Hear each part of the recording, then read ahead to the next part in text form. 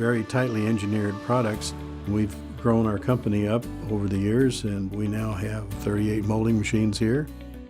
We're looking forward to the robots keeping us in that growth pattern.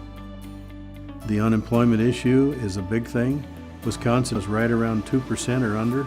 Right now we're going through almost a revolving door syndrome with entry-level workers. Success at PMC is pretty straightforward.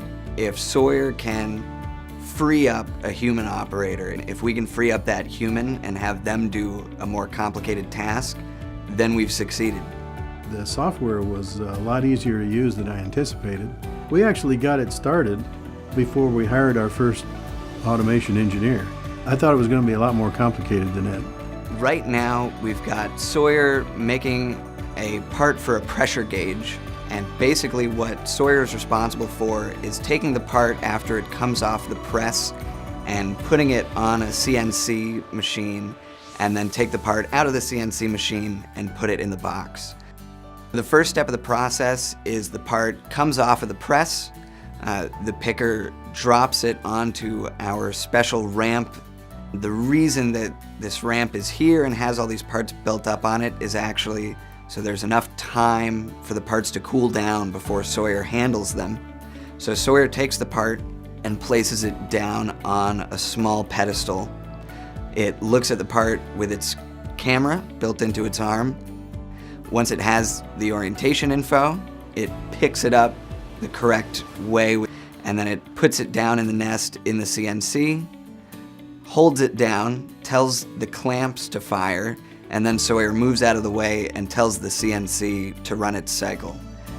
Once there are 160 parts in the box, Sawyer actually pauses and waits for the operator to come out, swap it out for an empty box, and then the operator gives Sawyer a little push to tell it to keep going. The operator doesn't even need to hit a button. You will definitely see a few more robots. There are a lot of different opportunities in this factory for automation. I'd like to be able to walk down the factory floor and see robots on at least 20 or 30% of the jobs. Tuthill is a 125-year-old privately held company. Our organization is hungry for new technology. Most of our jobs here are very repetitive, so to move a robot into that situation is a lot better than having an employee there. We're a custom shop, so it's very difficult for us to say, oh yeah, we can have a payback that's beneficial to us with short runs. I was very anxious about how it was going to work and the technology and how it would interface with a CNC lathe.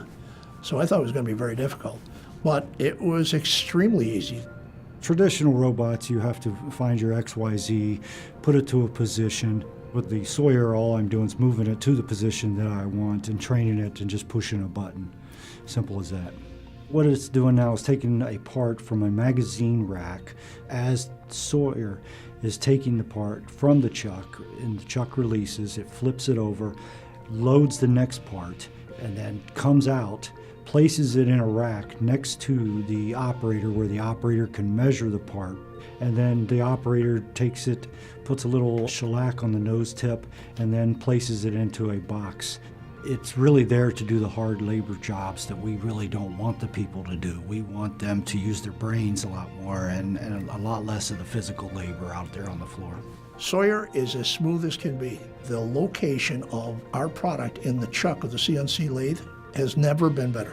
It is so good that we have reduced a defect that we had on length by 98%.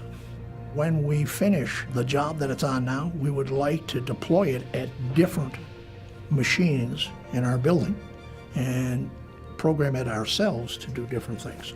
And Terra 5 gives us more capabilities to do that. I think we will have our business grow because of Sawyer.